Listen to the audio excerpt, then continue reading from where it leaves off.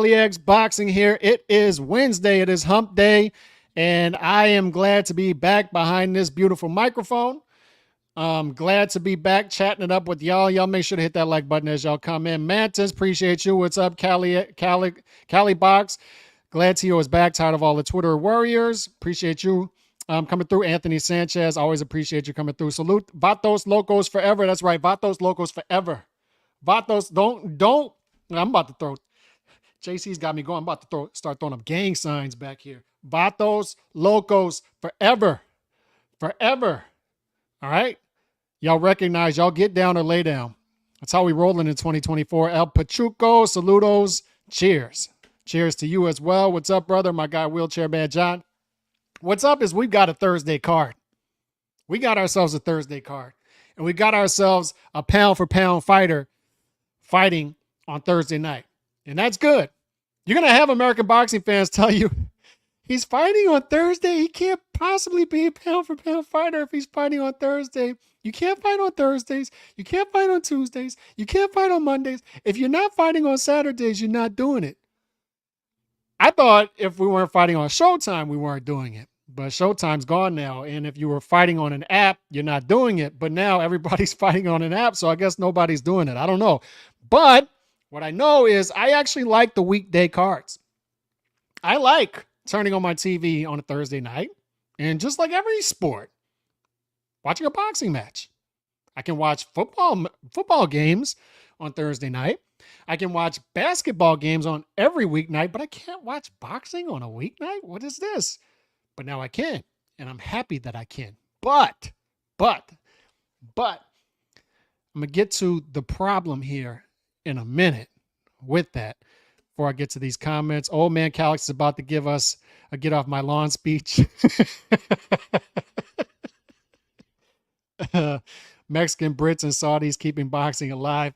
Saludos, Calix, boxing homie. Saludo to you. Saludos to La Raza. Saludos to Los Vatos Locos forever. Vatos Locos forever. And that's how we rolling. Get down or lay down in 2024. Appreciate you, Nando. Appreciate the super chat. And yeah, we're going to do some get off my lawn speeches today for sure. As we always do. We always got to I always got to step on the porch and I always got to yell at the skateboarders. We're going to do that today. We will do that today. Here's what I want to say about the Thursday cards. I love the Thursday cards. And if they did it at the right time, I turn on my TV, have my son next to me and say, we're going to watch Teofimo Lopez fight tonight. And it's going to be fun. Just like I told him, we're going to sit down and we're going to watch Navadete fight. You're going to love this guy. He's fun. And you're going to watch Shakur. And Shakur is great. He's a super talented fighter. My son's sitting there. My poor son, 9 years old. And I'm subjecting him to the worst run sport in the world. My poor son. It's almost child abuse. And it's the same thing that I had. I came up a Cubs fan. My uncle is sitting there subjecting me to torture for the next couple decades. Cubs fan. I didn't know. I didn't know at 8, 9 years old. I'm watching an organization that is a losing organization and it will be for decades to come. And I'm going to have a lot of torture. I didn't know. I was born into being a Saints fan in New Orleans. So for decades and decades, my whole childhood is losing and losing and losing. I'm watching the Saints lose. I'm watching the Cubs lose. And my uncle is also subjecting me to a sport in boxing where it's the most terribly run sport. And if I was looking for business, which I'm not, but if I was looking for information, advice on how to run a business, a sustainable and organic business, the last people on earth I would go to would be boxing's power brokers. That is the last people I'd go to. If I wanted to learn how to run a pyramid scheme like the suburban housewives do on Facebook, I would go to boxing promoters. If I want to know how to go knock door to door and sell snake oil, then I would go to boxing's power brokers, but I would not go to them. These are the least impressive people on earth. Go off on a tangent. But again, it's almost as if, and I heard my guy Steve Kemp said this on the last weekend's card, when they're taking forever to get to the main event. And it's like, can we get there, please? for the love of God, man, if tomorrow night I tune in to my TV 7 to 8 p.m. Central and I see a fight, and then I see 20 minutes before the next fight, and I got to listen to Mark Kriegel do his spiel about how this fighter's whole family died in a car wreck, and that's why we need to sympathize with him, and he's crying, and then the fighter's crying, or we have to hear about the fighter's dog that he walks on beaches with and that he trains with. If I'm subjected to that 27 times tomorrow night, man, I swear to God, I might throw something through my TV. Me and Scott Hale used to talk about this a decade ago, how we would have to have soft objects next to us that we could just throw at stuff during telecasts, boxing telecasts, in order to take out our frustrations without breaking things. And I might need soft objects next to me tomorrow night, because I swear to God, dude, if I see Mark Kriegel do 27 of these segments, and I see these talking heads up there, 3 or 4 talking heads talking about how this guy's doing this guy's doing that. For the love of God, man, can we get to a fight, and can we have the one guy call the fight, play by play, and then the other guys just give strategic, simple advice on what things each fighter needs to do. And that's it. That's it. That's all we need. That's it. That's all we need. That's all we need. There's a sneaking suspicion that much like that night, I think it was a Thursday night, I'm like, oh, good, boxing's on Thursday night. And my poor son is falling asleep before Navarrete even gets in the ring. And then there's another fight after that, and Shakur becomes the walkout bout because he's putting everybody to sleep at midnight. The ring walk is at midnight, past midnight. So the Thursday night card, or the Monday night card, I think it was a Monday night card, turns into a Tuesday AM card. If this Thursday night card turns into a Friday morning card, dude, I'm going to lose it. If they have one of the most exciting fighters in the sport fighting at 12:30 a.m. Eastern time on a Friday morning, I'm going to lose it. I'm going to lose it. It's brutal. Absolutely brutal. Can we please get this fight? Can we please get these main event ring walks at like 9 p.m. Central tomorrow night? Please, please, for the love of God. Have the guys, Abdullah, Mason, Vargas, just have them mow down their opponent. Oh, good, they got their knockouts. You know, we're having fun with that. And then get to the next one. And then get to the main event at 9 Central. Mark Kriegel can do one segment if he wants. One segment. Just quick segment. 2-3 minute segment, Mark. And then you can replay it once if you want to do that. And that's it. Get them out of there. For the love of God, please speed up this card tomorrow night. Please, please, boxing gods, please, if you hear me, if you are just, can you please speed up these ESPN cards? For the love of God, can you have Teofimo fight before midnight Eastern tomorrow night? Please, boxing gods, please, please. If you are just boxing gods, please do it. Please. Please, please, please. I'll never take my son to a Shakur fight again.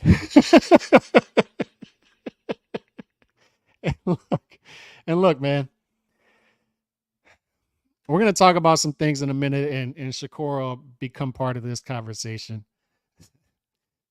You need to entertain, man. You need to entertain. It's not just about being talented. Salute to you, Batman Boxing. Yeah. Isaac Bermudez in here, Mantis in here. So that's it. Not for nothing, but Monday Night Football used to kick off after 9 p.m. Eastern and finish around midnight. I agree. Pace is the key. Yeah. And I remember as a kid being so upset because it would start so late and I couldn't even watch the second half. My mom was like, get in bed. I'm like, can I watch the game? Please, can I watch the game? Get in bed. It's late. It's a school night. And you need to get pacing's key, and you need to start these events at the right time. It doesn't help hiding these guys. For the love of God, man, get these guys, get some eyeballs on these guys. So as far as the actual fight, Teofimo, Jamaine Ortiz, it's good that it's Thursday night before the Super Bowl. It's good that it's in Vegas. Hopefully this goes better than the Grand Prix event out there, which from what I heard is a disaster. And by the way, I was out there the week before the Grand Prix, and it was a disaster, an absolute disaster as far as traffic. and that event ended up being a flop. But hopefully this ends up better. Hopefully they do this fight at the right time of the night to where Teofimo can put on a great performance, possibly, and get a lot of eyeballs on him. I like Thursday night cards. I like everything that's going on with this. And I think Jamaine Ortiz, as long as they're keeping Teofimo active, Jamaine Ortiz is an acceptable opponent.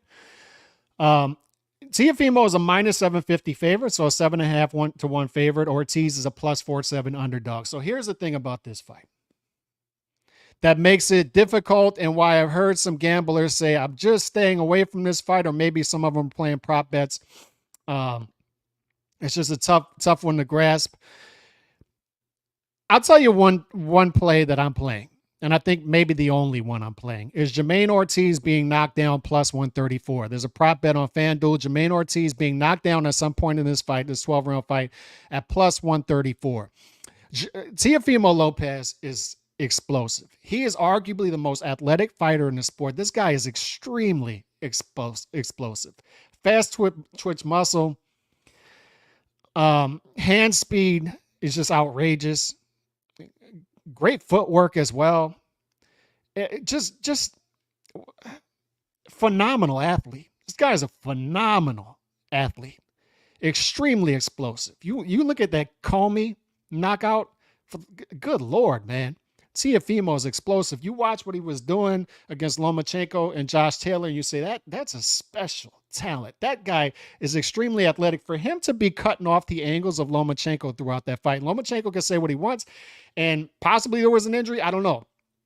But what I know is every single angle that Lomachenko was trying to set up for himself was cut off immediately by Teofimo Lopez. Immediately. So much was made as Teofimo's going to be the bigger fighter, the more physical fighter, the bigger puncher. But what it came down to was he was quicker. He was faster. Every single move Lomachenko tried to make when he'd make those angles that he's a genius at, Teofimo cut it off. Immediately cut it off, cut it off, cut it off. At every turn. The explosiveness is there. So I say that to say, even if Teofimo fights down to his level of competition, which we're about to talk about in a minute, there's going to be those rounds where he wakes up, much like against Kambosos, those rounds where he wakes up and the explosiveness just shows. And he's almost like that streak shooter in basketball, right? We used to talk about this with J.R. Smith. J.R. Smith never saw, as soon as he walked in the gym, there was not a shot that guy didn't like. As soon as he walked in the gym, he was in range. And he'd go through those streaks where he'd make 12 straight three-pointers. And then he would disappear for a couple games. But when he was on, he was on. And Teofimo's that type of fighter. He's a streak fighter.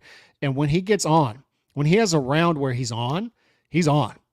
And against Josh Taylor, he was on the whole fight. There was no off button in that fight. Even against Lomachenko, when Lomachenko started to come on pause in round 7 through 11, it was more to do with Lomachenko's special abilities and him waking up and him sort of adjusting to what Teofimo's doing. And then Teofimo showed in the 12th round why he's Teofimo and why he's one of the best pound-for-pound fighters in the sport, right?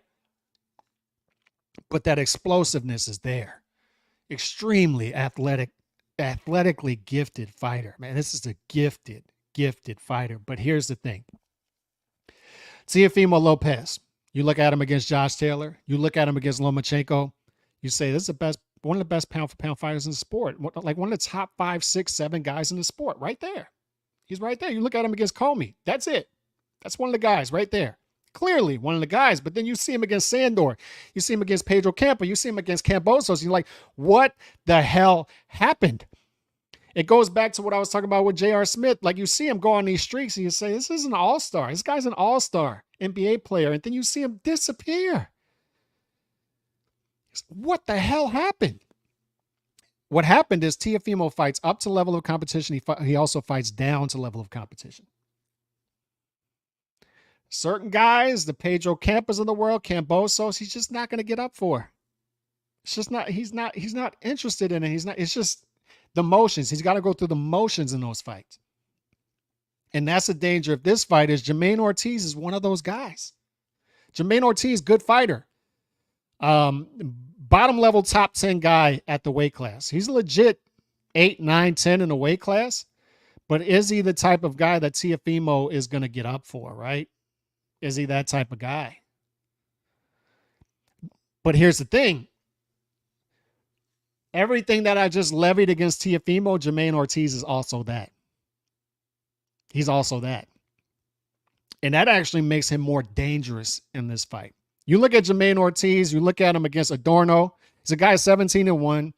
AKO is not a big puncher, but he's a guy who has skill. He has skill level. He's a skill level guy. Very good jab, knows how to set up punches. But you look at him against Adorno, Moran, he just disappeared. And you're looking at him, you're like, he does not look good. I actually think maybe he lost that fight. Those type of performances from him. But then you watch him against Herring. You watch him against Lomachenko, and you're like, look, that was a close fight against Lomachenko. Scoring goes one or two different directions in certain rounds. He possibly wins that fight. And the same thing with the Herring fight. You watch him, you're like, that's a hell of a fighter right there. So you clearly have a track record from both fighters that they both fight up and down to level of competition. But in this particular fight, you have Teofimo Lopez looking down at Jamaine Ortiz. So he may look down at Jamaine Ortiz and say, I'm not really interested in this guy. He may have a great training camp. He may think he's psychologically there, but at the same time, he may show up on Thursday night, tomorrow night, and it might not be there for him because he's not a guy that he feels like he needs to get up for. And Jamaine Ortiz is the opposite in this particular fight. I'm getting up for this fight. This is another Lomachenko, but even bigger for me. This is even bigger than that. So does he fight to a higher level of than he did against even Lomachenko and even Herring? Could be. Could be. That's the danger of this because instinctively, I've been seeing pound for pound level guys put on pound for pound level performances 2023, and I think that's going to carry into 2024.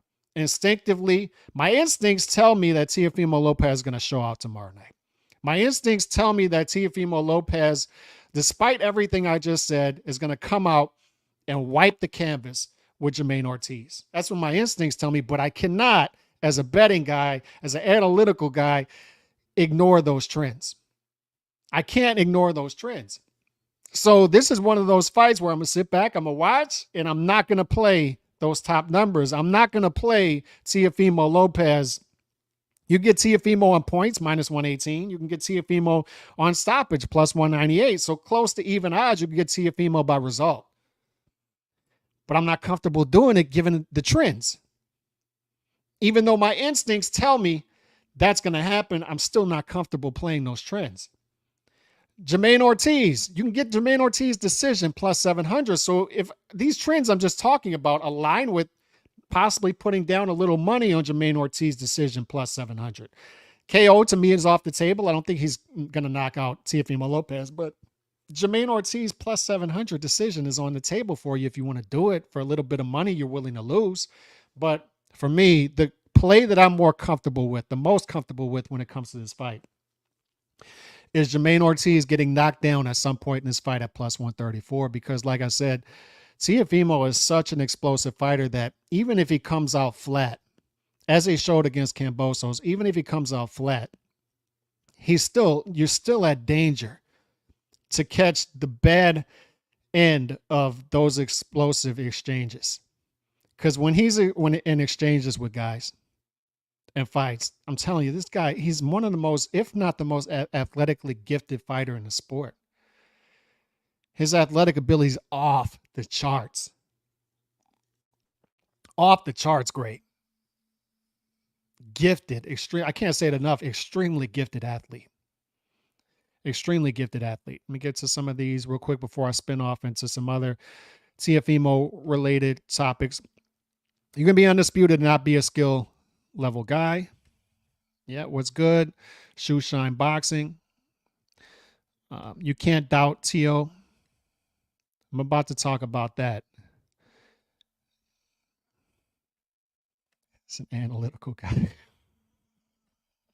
Teofimo versus Bud in June, and Munguia versus Canelo in May. I'd go for that every day of the week. Sign me up for that. Sign me up for that. And I'm just warning y'all, just like I say, don't rule out Bud if he does fight Canelo. I'd rather see Canelo versus, I already said, man, I want to see the Mexican showdowns at 168. I want to see Canelo versus Munguia in May, Canelo versus Benavidez in September, and do a trilogy with that, whatever you want to do. Let those guys have at it. And I'd rather see Bud against a Tim Tszyu. If Boots Ennis wants to move up to 154, you can do that fight. The Teofimo fight is going to be tricky because I don't see Bud fighting at 147 anymore, to be honest. But I have my theory on why Teofimo is stuck on Bud right now. And, let's just get to it. Let me, I got TO by knockout. I can see why. Shout out LRB's beard. LRB's beard. 199 super chat. Appreciate the comments. Let me present this right quick. This is a let me see which one it is. Is it this one? I think it's this one. Let me share this. This is Teofimo Lopez. And let me see if it's up. Let me see if y'all got that real quick. Yeah, it's up. Okay, so this is Teofimo Lopez. He's being asked a question. This is Pro Box TV. I'm going to play 2 clips from Teofimo Lopez, Pro Box TV. This is the first one. Let me just play it, and y'all listen to it, and we'll go from there. Tank doesn't have a loss, which is Wahid now. Devin Haney doesn't have a loss, right? Ryan Garcia may have one loss, but it's against who? Tank, right? But that was a moment that they needed. Who else is undefeated at the time right now? Subriel Matias. Crawford. Okay, Matias. Matias has a loss. He has a loss. Yeah. He has a loss. Terrence Crawford doesn't have a loss. So all these guys that are undefeated right now still has their O. It's great and all when it was Floyd Mayweather. This is not Floyd Mayweather era. This is bringing back boxing to what it was before. The best fighting the best, whether they had a win or a loss. MMA, you go any platform, PFL, UFC, Bellator, they got losses on their freaking record, and yet they sell out the whole arena. Tank is not. So Teofimo is preaching the same things that we've preached on here for years now. Really for decades as boxing fans, is as long as you're fighting the fights, losses are losses. You can bounce back from losses. And Teofimo is proof of that, right? Because he lost to Kambosos after beating Lomachenko. He bounces back. People sort of write him off for performances after that, but now we can attribute that to, at this point, we see the trend that he fights down a level of competition, up to level of competition. It doesn't excuse away those losses and those poor performances, right? Because they still happen. And we have to cook those in, right? So Kambosos still won that fight, is what I'm saying. But so why? I like what he's saying here, but would he be saying these things? Let me ask you this question in the chat. Would he be saying these things if he didn't lose to Kambosos? Do y'all think? I mean, put yes or no. Do you think that Teofimo Lopez would be preaching what he's just preaching if he didn't have that loss to Kambosos? And it's what we've said on here before, is sometimes that early loss is good. Not only does it teach you things, but it also frees you from this O mentality, right? This O is everything for me. I can't lose. I can't lose. Now Teofimo is free from that. He has his loss now. He wouldn't be saying these things. I don't believe he'd be saying these things if he didn't lose to Kambosos. So some positive came from this. And it's what we say of, Bernard Hopkins loses his professional debut. All sorts of guys who ended up being Hall of Famers had early losses in their career. They learned from it.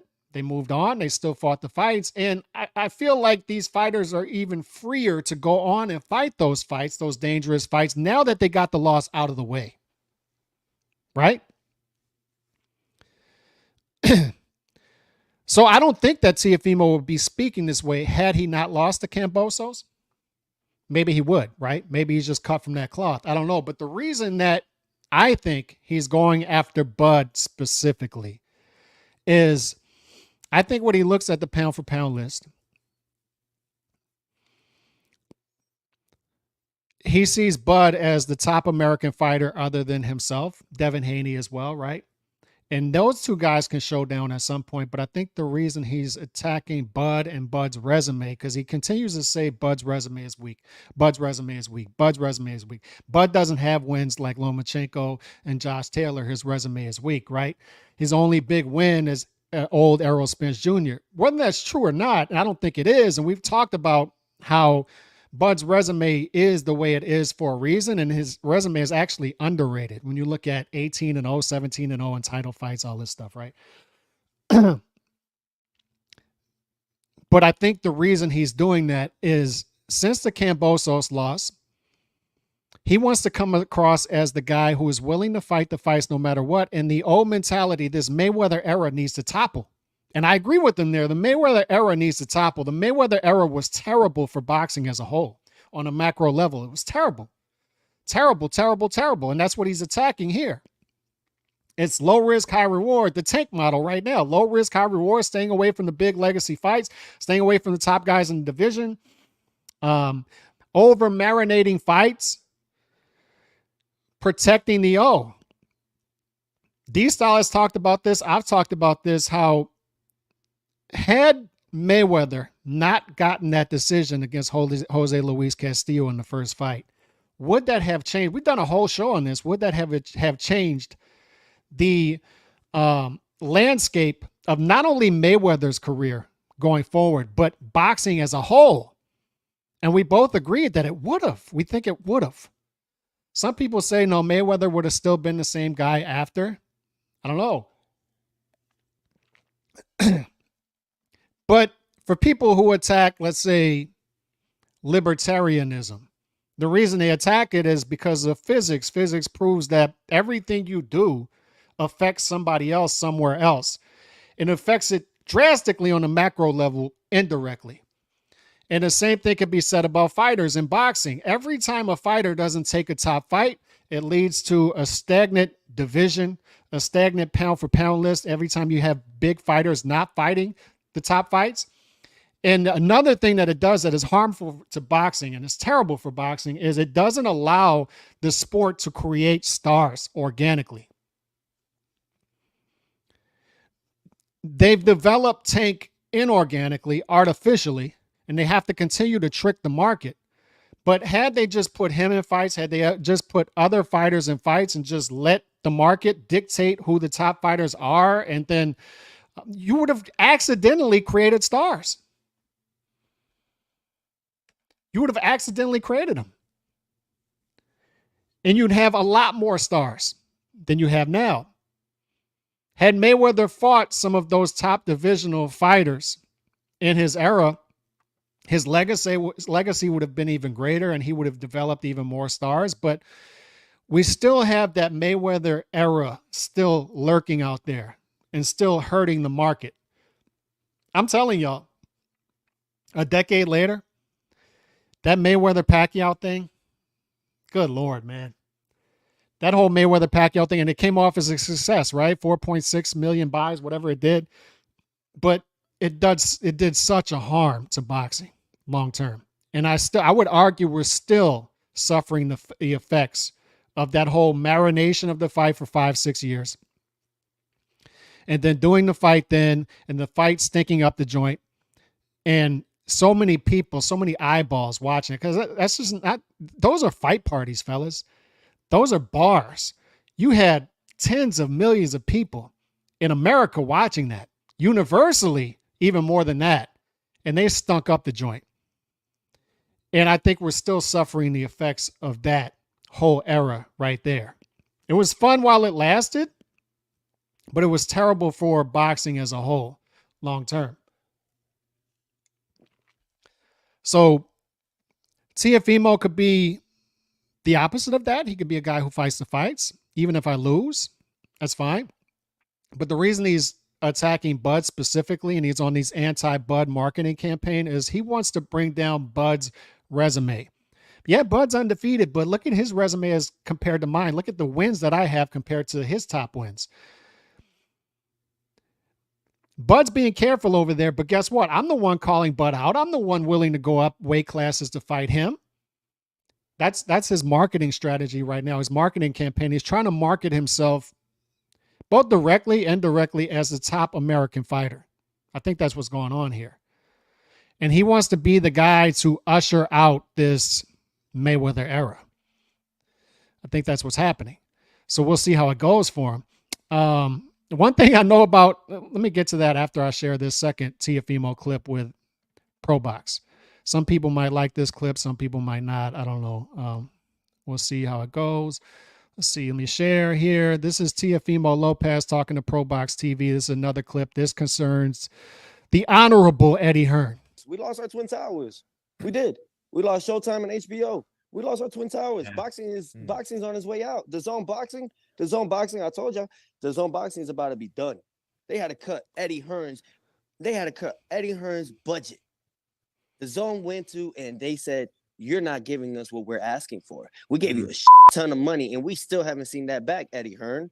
Yeah. And what they did, they cut. He said, I have to cut fighters now. Yeah. And it's like, yeah, you have to cut fighters because your ass don't know how to promote. Well, you ain't a good promoter. We lost our Twin Towers. We did. So that's Teofimo saying that we've lost our Twin Towers. HBO, Showtime have gone out the door. I think we've lost those two for different reasons, but I think what he's saying is obviously he's not a fan of Eddie Hearn's, obviously. And that's a whole nother topic. But one thing he says in this clip that I found interesting, I think is the pull quote, is he says that we're cutting your budget. And this is going on, y'all need to understand, this is going on across the board except the Saudi market. The Saudi market, and I'll get to that in a minute because I had a tweet that I put out. And I put it out for a specific reason. And we'll talk about it in a minute. But specifically when it comes to the American market, budgets are being chopped. Networks are cutting budgets. If Top Rank does get a new deal with ESPN in the future, it will be with less of a budget. And we see what's going on with PBC right now, right? You see the disaster rollout that is PBC on Amazon Prime. It's a disaster. Don't listen to the fight hypes of the world, and I'm going to get into that in a minute. Don't listen to them. This is a disaster of a rollout for PBC when it comes to Amazon Prime. Budgets are being chopped. And the reset that we've been talking about, some of us think is going to be a soft reset, some hard reset. Either way, there's going to be some tough times in the immediate future before this reset takes hold. And the fighters who are the freest are going to win. The fighters who are out there fighting, the fighters who are free to work with several different promoters who can become free agents, those are the ones that are not locked into strict deals with a certain network, a certain promoter long-term are going to be the ones who are winning. The ones who are fighting actively multiple times per year, those are going to be the ones to win because these budgets are being chopped. Mid-level, you don't want to be mid-level. The worst spot you can be in right now is mid-level to low-level locked into long-term deals with a promoter and a network. You're dead at that point. You're dead. You're done. It's over for you. The only place for you is being locked down on an undercard somewhere. You're like way down on an undercard and they cannot promote you as a star that way. There's nowhere for you to fight. There's no budget for you. There's nothing in the budget for you. And I think that's what Teofimo is alluding to here is, look, the same thing that's happened to Showtime, HBO, eventually is going to happen to the Zone. And it could happen to ESPN at some point. He's not going to say that because he's an ESPN fighter, right? Budgets are being chopped. There's going to come a point in time other than the Saudi market right now where what we get paid has to somehow resemble or mirror the revenue that we're generating. And that's going to be bad news for a lot of fighters. That's going to be bad news for the Boots Ennises of the world in particular. Because what the hell revenue is he generating? Talented fighter, supremely talented fighter, but we can only pay you on potential for so long. You got to get out and do something. So that seems to be what Teofimo's saying right now is, look, man, budgets are being chopped. This isn't just an attack on Eddie Hearn. This is an attack on the whole market right now. Let me present to you the last. This isn't a clip. It's just a tweet that I put out. And let me see if y'all can see this good. This is a tweet that I put out. Okay. Y'all can see it. American fight fans wanted American promoters putting American fighters in venues close to home to where they could see their favorite regional fighter fight in person on a regular basis. But for decades, American promoters told those American fans to F off by taking the highest site fee and putting these fights at casinos, reservations, etc. for quick short-term margins at the expense of long-term strategic thinking, all while most of the American media and boxing Twitter explained away that behavior as many American boxing fans headed for the exits. Now that an oil dude with deep pockets is putting on the type of cards that American outfits are failing to match, these same wizards of smart have finally caught up to us, dumb boxing fans, and are now saying we need to care about putting these fights where they belong. Where they belong. We need to put these fights where they belong. We can't just put them in the desert in Saudi Arabia. We can't do that because we need to put fights where they belong. I'm as skeptical as the sustainability of the Saudi project as the next person, but LOL, get the F out of here with that weak noise. You dudes weren't saying anything when Morrell Jr. was headlining in Minnesota in front of a Cop to the Gills audience as the card wasn't officially announced until 8 days before the fight. And the only person you would have heard this from, by the way, is yours truly. Nobody was talking about why isn't Morrell Jr.'s fight that is 8 days from now on PBC's website, on their schedule. Why is it not on the Showtime schedule? It's because they were not marketing him. They were not promoting him, and they were putting a Cuban American fighter who can speak both Spanish and English in Minnesota. And they're bragging about 4,000 people are there. You don't understand. This is a thriving market. It's not a thriving market because the official receipts showed that you copped 95% of the building. People are coming because you're allowing them in there for free. Short term, at the expense of long term.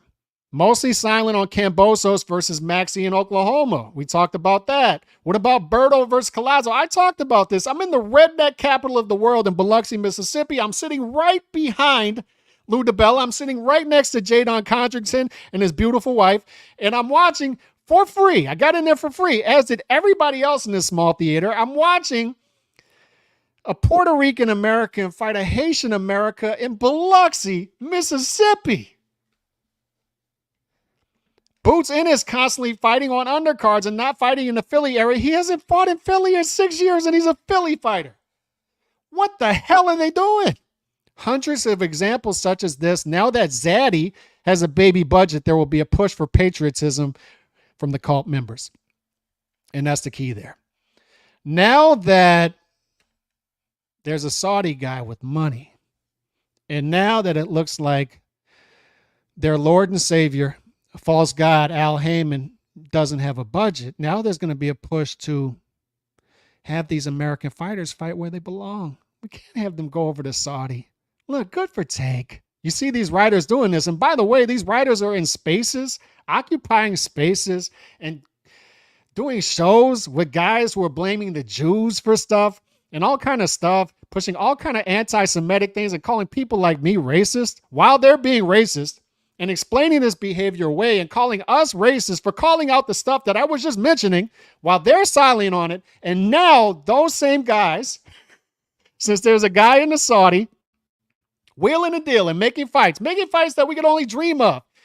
And boxing promoters, American boxing promoters and power brokers were telling you we can't do that fight. Why can't we do that fight? Because, it's just we're trying to fit a triangle box into this circle hole. We just can't do it. It's just too delicate. It's like playing a game of Jenga. We just can't do it. This is like, this is like advanced physics. We just can't do it.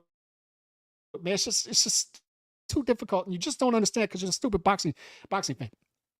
And these writers are explaining away that behavior. and promoting that behavior. And people who are calling out this behavior are being called racist and Hitler and all kind of stuff. And now these same dudes are going to circle the wagons and say, we can't do fights in the Saudi because that's not where the fights belong organically. Oh, now we're worried about organic growth. Oh, okay. Got it. Now we're worried about building fighters organically. Now we're worried about putting fights and fighters where they belong. Not a peep. You were church mice when we had Cambosos fighting Maxie Hughes in Oklahoma. What the hell are you doing? But you don't understand the business. You're just a stupid boxing fan. It's all about site fee and all this stuff. And, they're just explaining this away. Now, since the Saudi guy, and where all this stems from Tank Davis and his little scam that they're running. That little scam that they're running over there. And this Saudi guy says, Tank, come over here. I'll make Tank versus Devin. Let's do it. Let's fight. I just made Bivol better Biev. Y'all said that couldn't done. I got that done in like an hour. Bivol better Biev. After all the years of y'all complaining, gave you that one. Usyk Fury, gave you that one. That dude has Tyson Fury sitting next to him quietly, while Tyson Fury explains away that if he pulls out of the fight again, if he postpones the fight again, he has to give up $10 million in a penalty. And this dude is promoting it. He's got Tyson Fury sitting there like a choir boy. That's the type of power this dude has because he has the money. And of course, I worry about the sustainability of that, but I'm done worrying about the sustainability of that, to be quite honest with you, because right now, I'm just going to enjoy the fights. I'm not going to worry about it. He's giving me the fights. All right, I like that guy. Yeah, but you don't understand human rights issues out in the. I don't give a damn. You know why? You got dudes in all kind of countries who have power and are doing terrible things. He's giving me the fights. I'll rock with that dude. He's giving me Bivol better Biev. All right. He's giving me Usyk Fury. After all the years of y'all complaining about why y'all can't do the fight for boxing fans. All right. I like him. He's cool. I'll rock with him. Just give me the fights. But now I'm supposed to worry about all of these things because this dude has the power. This dude's got the mojo. He's got the juice. But he says, Tank versus Devin, bring it over here. Let's go. Tank, let's talk. Get your people, let's talk. And Tank responds with, give me 2 Ferraris. And the dude says, I don't think you understand who you're talking to. Basically, he's saying, I got 2 boxing gloves for you. And what he means is, you want to fight? Do you want to fight or not? Because he was specific about this. He said, we don't worry about YouTube fighters. We don't worry about any of that. I want fighters who want to fight. And we're going to give them money and they're going to fight.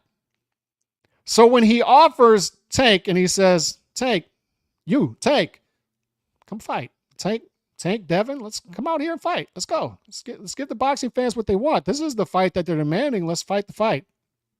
And Tank says, give me 2 Lamborghinis or whatever he says. This guy's like, who are you talking to? Who are you speaking to? I got 2 boxing gloves for you. If you're a fighter, come out here and fight. That's his response to it, delicately. But what that shows you is anytime that there's a real fight, a real threat to Tank Davis, obstacles just are rolled out in the way of those fights. They're rolled out. And they're going to be explained away by the American market. Look, for the people who think that you're going to get Tank Davis versus Conor Ben, for the people who think that Tank Davis is going to make a 180 and leave Floyd and Al and start fighting divisional and pound for pound implication level fights, you got another thing coming. You haven't been paying attention to the Tank Davis theorem that we've been rolling out for you for 2 years now. Your opinion on Canelo, PBC, Heyman, LRB's nose. Hold that thought. I will get to it, Remy. I'm gonna keep this up there. I will get to that. I don't want to lose my train of thought on this. Tank's not leaving them. Tank's agnostic as to where his career goes and who he fights, and he's gonna submit to whatever that crew says. And there may be some public dust ups between these guys, but when they get down to business, they're lockstep. They're cohesive. This group, and they're tight-lipped on what they're going to do. But the track record should tell you what they're going to do next. When I see fight hype, I call him Floyd hype. We call him Floyd hype, right? And I mean, you talk about state-run media. That's it. That's Floyd's state-run media right there. And it's easy what Floyd hype has done over the years, but it's also hard because it's easy to just suck up, get on your knees and suck up literally to Floyd for decades in order to get in his good graces. But the hard part about that is you have to constantly pander to Floyd and his group and your state-run media at that point. Because if you start to deviate from that, then you lose access to Floyd, and that's Floyd hype.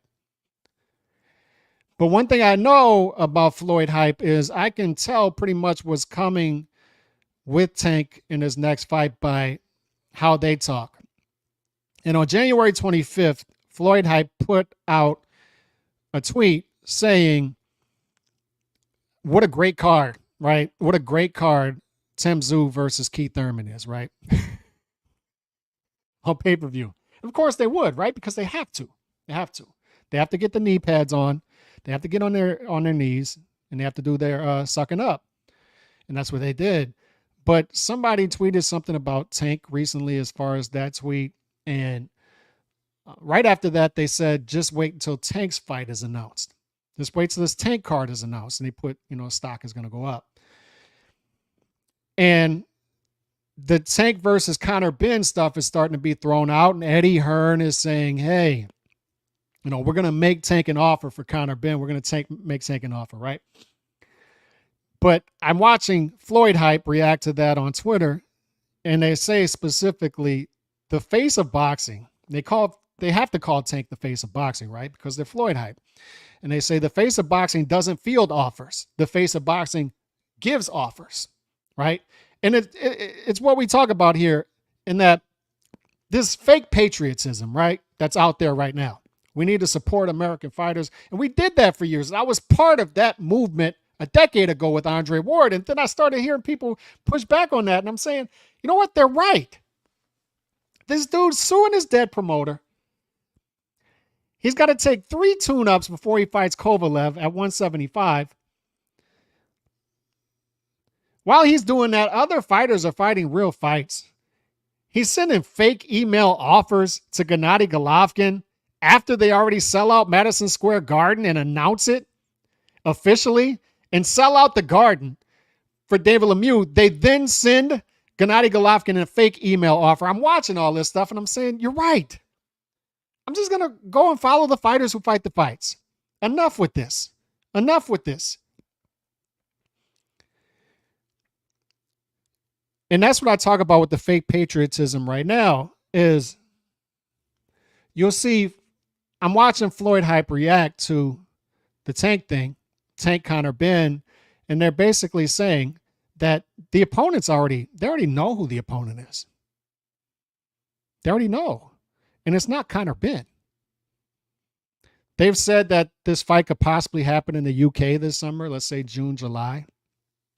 Maybe it will, maybe it won't. But I start thinking to myself, if they fight in the UK, who is that going to be? Who's that going to be? They're going to fight Lee Wood? Because the Tank move, right, is make fighters move up to fight him, right?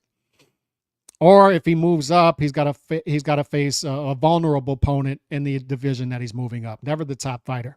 He never fights a top fighter in any division. It could be a Lee Wood. Like, really? He's going to fight that? He's going to fight Joe Cordina? He's going to fight Josh Taylor after Josh Taylor fights Catterall? They have enough time to do that. Is he even fighting Catterall? I start thinking about these names because if he's fighting the UK, isn't he going to fight a UK type fighter? But I think to myself, can't be that, right? And Leonard has said, we got to think outside the box. He goes on the best women's boxing show and says, we got to think outside the box because there's only 200,000 American boxing fans now. And nobody's asking him, why are there only 200,000 American boxing fans at this point? Why have they all left? Nobody's going to ask him that. So I think I see, think outside the box. Who could he possibly fight in the UK? Manny Pacquiao is talking about coming out of retirement to possibly fight in the Olympics. But would a lot of money stop Manny Pacquiao from fighting amateur fights and come back and fight a professional fight? I'm just speculating. I don't know who the fight is, but it's not going to be Conor Benn. We can only speculate on who Tank's going to fight next, but it's got to go off the track record, right? And the track record on Tank is if he does fight a divisional and pound for pound implications level fight, that's going to be a deviation from the rule. The rule is he's a talented novelty fighter, and he's going to fight novelty fights. They're going to think outside the box and try to put him in these flashy fights that there's no threat to him in. They're very much Floyd. They say Floyd can't read. I would swear, though, that Floyd read Sun Tzu's Art of War. Put yourself beyond the possibility of defeat before you actually step in to battle. And that's the same thing they do with Tank. So what I know is Devin's going to be off the table. Shakur is going to be off the table. Lomachenko is going to be off the table. Teofimo is off the table. So all of the divisional and pound for pound implications fights will be off the table. It's going to be something flashy. It's going to be something they feel like they can get a big live gate or a big some pay-per-views off of. It's going to be that type of fight. But one thing I know is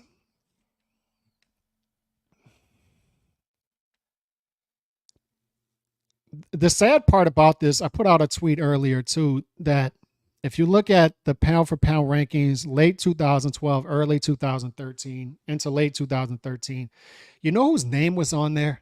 Top 5 to 7? Pound for pound. It's Adrian Broner.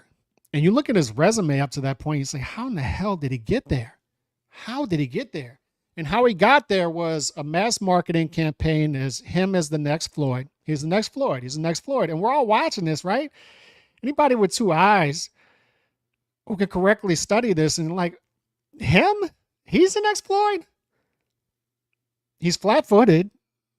He can't mix offense and defense. Like, he looks good, but the next Floyd? A pound-for-pound fighter? Like, what are you basing this off of? It can't be off a resume, but they kept going eye test, eye test, eye test. This guy looks like the next best fighter. And a lot of that was this mass marketing campaign that was put out there as he's the next Floyd. He's the next Floyd. He's the next Floyd. Broner's the next Floyd. Broner's the next Floyd. Broner's the next Floyd. And the same thing's happening with Tank. They don't fight alike at all. But the model is the same as late Floyd, late stage Money Mayweather Floyd. Tank is just a continuation of that. And there's such a mass marketing campaign, and there's even more hatred and vitriol behind it now. So there's even more pressure from these publications to put him on the pound for pound list than there was Adrian Broner. And that's the sad part about it is you see these panels and you say, those guys are smart. I think they would know boxing. They generally tend to lean heavy towards resume. So how does Tank get there? And it's just this constant campaign that anybody saying anything bad about Tank, Steven's going to come out publicly against. Leonard's going to come out against. Floyd's going to come out against. And last week, even once again, Leonard quote tweeting me, calling me dumb. And Steven Espinoza telling me and Drew, shout out to Drew, the only Sanch, telling us sending us a link and telling us to learn something. Like, if I wanted to learn something about anything, the last person I would come to is you. If I want to learn how to run a network into the ground, I will come to Steven Espinoza. I will tweet him and I'll say, Steven, can you teach me how to run a network into the ground? Please, pretty please, pretty please. But why would I do that? Because I don't plan on running a network ever. So there's nothing I have to learn from that dude. These are the least impressive dudes in the business world.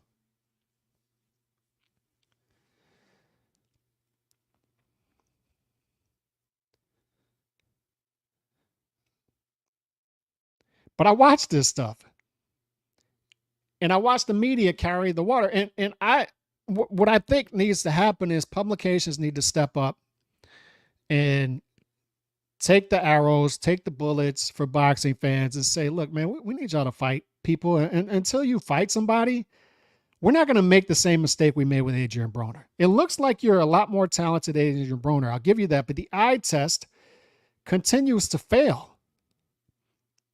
The eye test fails. Generally, the rule is, and there are exceptions to this, but the rule is if the guy is not fighting top level opposition, there's a reason for it. There are red flags that these people are hiding from us. And the weird thing about Tank is the more he fights, the less it looks like that's true. So at this point, do we just chalk it up as he's just being horribly promoted and managed? Like chronically mismanaged, mispromoted. Chronically. Is it that? Or are there red flags that we're not seeing? Is this too much of a tightrope style, too much of an economical fighter for that weight? He's the most economical fighter in the sport at the top level. Is that too much? Too much of a handicap for a guy if he steps in there with top level opposition in the division? But my fear as we go on is we're not going to get the answer to that question. And my fear is that publications are going to let us down, much like they did with Adrian Broner in 2012, 2013, rating this guy top 5, top 7. And when there were people, I don't want to say I told you so, but there were people saying there's this guy from Omaha, Nebraska that is more talented than him. He doesn't have the resume yet, but I think over time it's going to show. Now that we're speaking of the eye test, I think the eye test tells us that he's better than Adrian Broner. And he did. But think of how stupid people were in 2012, 2013 to think that Adrian Broner was a better fighter than Bud Crawford.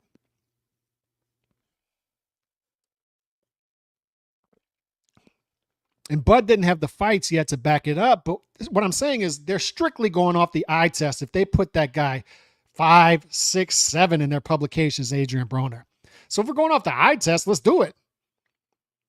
Bud's better than Adrian. Simple. Well, how do you get that? Eye test. With the eye test, I can say anything. At some point, these guys have to back something up, but more and more, they don't. Tank got up to like 7 in the pound for pound list. Based off of what? And it's the eye test. It's just the eye test. So it signals to the market that this guy can continue doing that. He's going to get the accolades anyway. So what? So what? But your opinion on Canelo, PBC, Heyman, Ellerby's nose. Ellerby's nose, I'm not going to go off of the people's appearance and all that stuff. I've never made fun of that dude for any of that.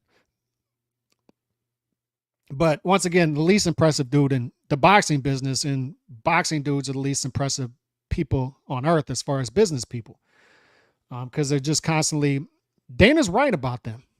You don't want to hear it from Dana, but forget the messenger and listen to the message. They're constantly treating every event like a going out of business sale.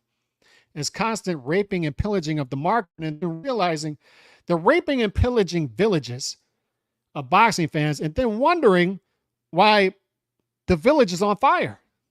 It's like, dude, you set it on fire. It's my biggest pet peeve when you have dudes who created a certain market now complaining about why they can't do business and make money in the market that they created. You burn the village to the ground. Unless you're planning on rebuilding it, leave. Don't care. I'm not going to hear you gnash your teeth.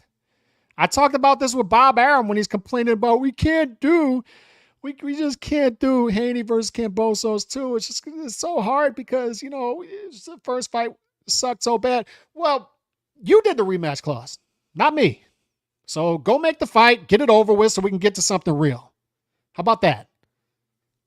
I don't want to hear these dudes whine. I'm tired of it. I can't make money in this market. You created the market, so you got to deal with it.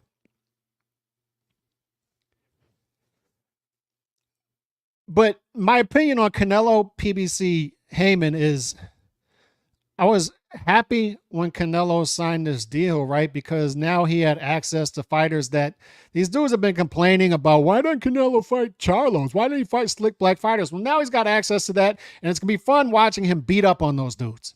So it's fun in that manner. But the more you watch PBC, like what have they done in the past 4 months? Morrell Jr. fight and Tim Tszyu versus Keith Thurman. And they rolled this out. I feel bad for Tim Tszyu sitting up there because Tim Tszyu's sitting up there and he's the only real authentic thing up there. He's sitting there next to Keith Thurman, who has one win in the past 4 years. And he's literally like Samson in the Bible. He lost his hair and he's got nothing now. He can't sell a fight. He can't win fights. He's just sitting there. And like somebody break to Keith Thurman, because the PBC certainly did get the memo because they put him first on the poster and they're rolling out this Amazon deal featuring Keith Thurman. And Keith Thurman's actually believing his hype. Somebody tell him, like, dude, this isn't 2014. This isn't a decade ago. You're no longer Keith Thurman that we knew. And then you got Raleigh and Isak sitting there. I mean, you talk about walking past the special ed class and you see Isak and Raleigh in there. And Isak has just become a complete hype job. D-Style's not going to like to hear me say that, but he's a complete hype job.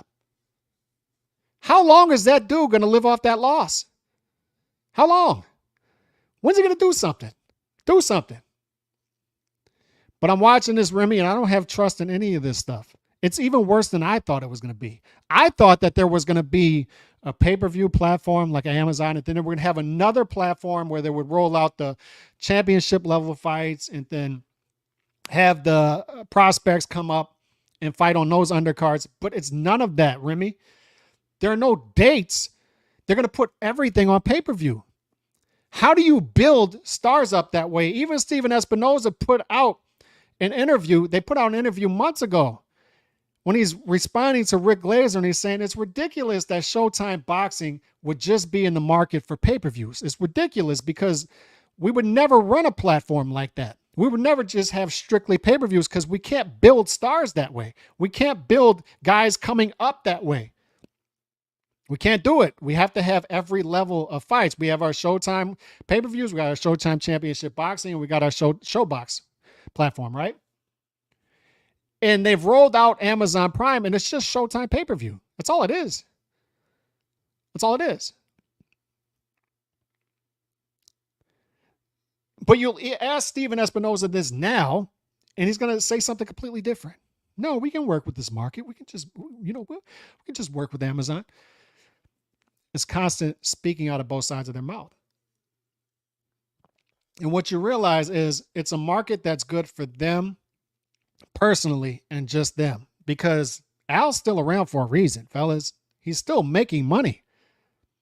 This is beneficial to him financially.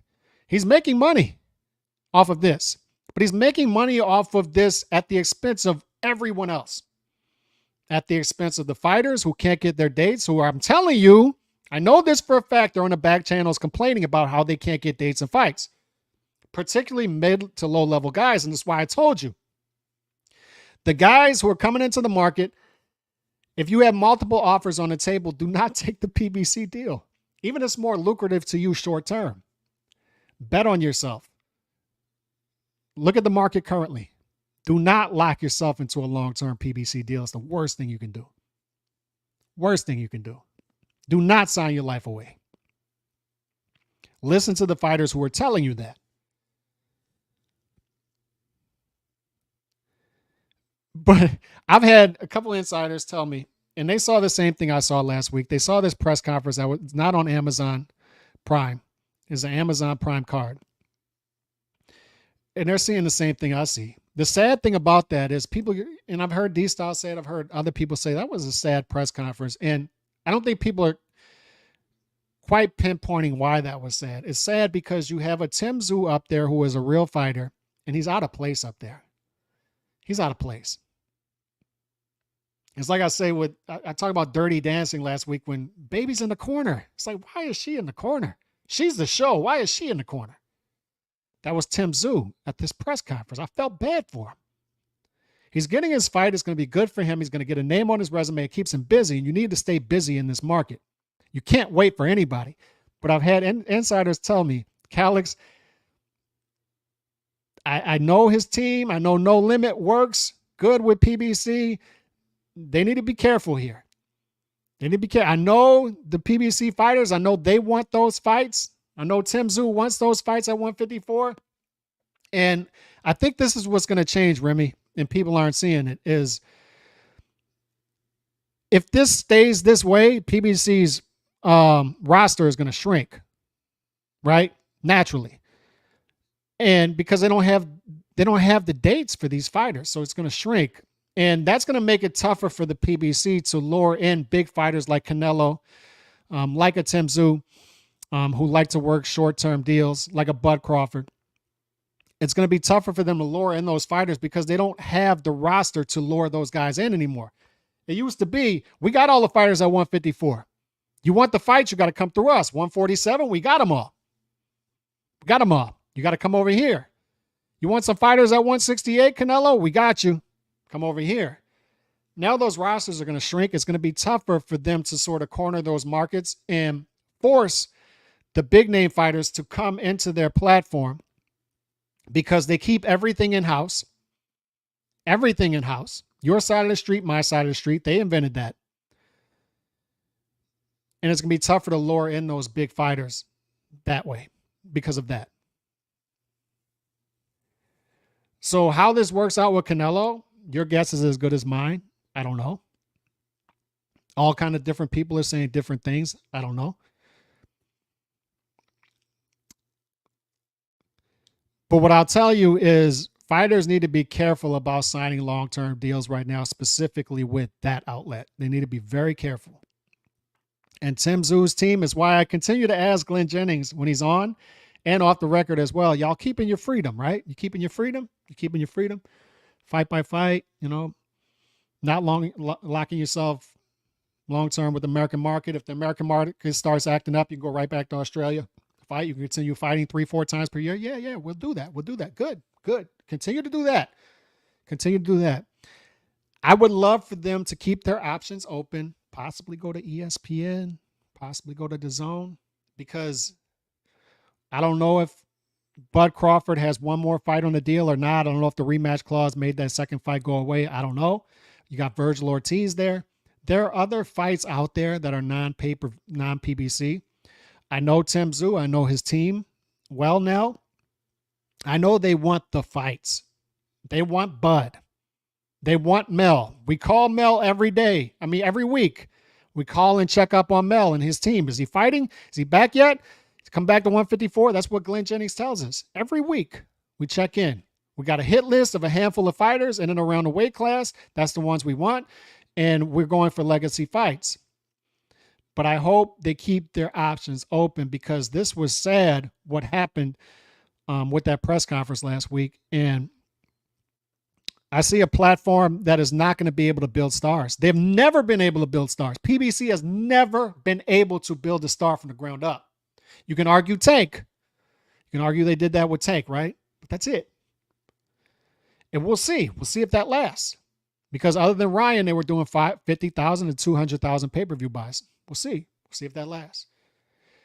But they've never been able to build fighters from the ground up, from the minor league farm system up. Never been able to do it.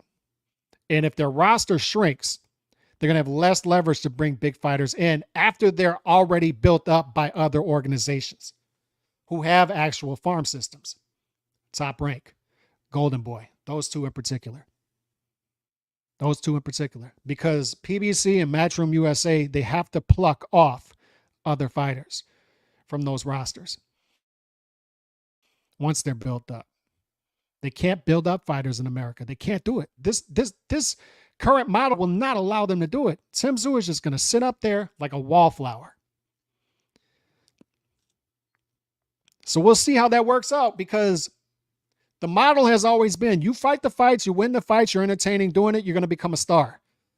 So Tim could possibly have access to a roster that would allow him to do that. But at the same point, that roster, that platform has never been able to build a star. Ever. Ever. And No Limit is going to have to rely on another outfit, a network in America to help build Tim Tszyu in America. They already built it in Australia. It's already done there. But in America, they're going to have to work and co-promote with someone else. Unless there's going to be some sort of No Limit America like Matchroom USA. No Limit USA. Who knows? Who knows? On that note, I went longer than I wanted to today. I will be back 100% tomorrow to pregame for around the same time for Teofimo versus Jamaine Ortiz. God bless. Be back tomorrow. Peace. God bless.